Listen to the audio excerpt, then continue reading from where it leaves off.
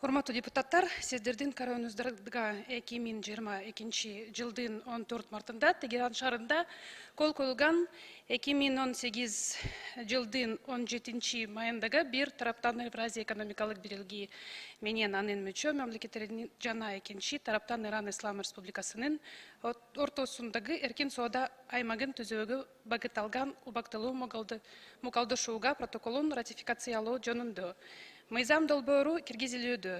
Убактылуу макулдашууга 3 жылдык мөөнөткө кол коюлган жана 2019 жылдын 27 октябрында күчүнө кирген, ал эми 2022 жылдын октябрь айында ал үчүн жөгөтөт.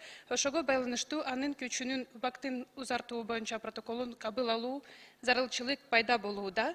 Сунушталган протокол менен убактылуу мукалдашуунун күчүнүн убакытын 4 жылга же толук форматындагы эркин соода аймагын түзүүгө чейинки мезгилге чейин узартуусу сунушталат.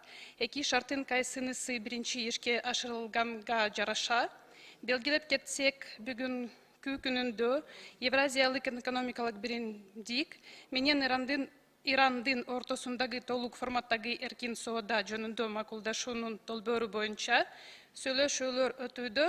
2022 жылдын апрель айында 3 раунд сүйлөшүүлөр өткөрүлгөн. Тараптар мукалдашуунун текстинин негизги бөлүмдүн мукалдаштырган жана тарифтик сунуштар менен алмашкан.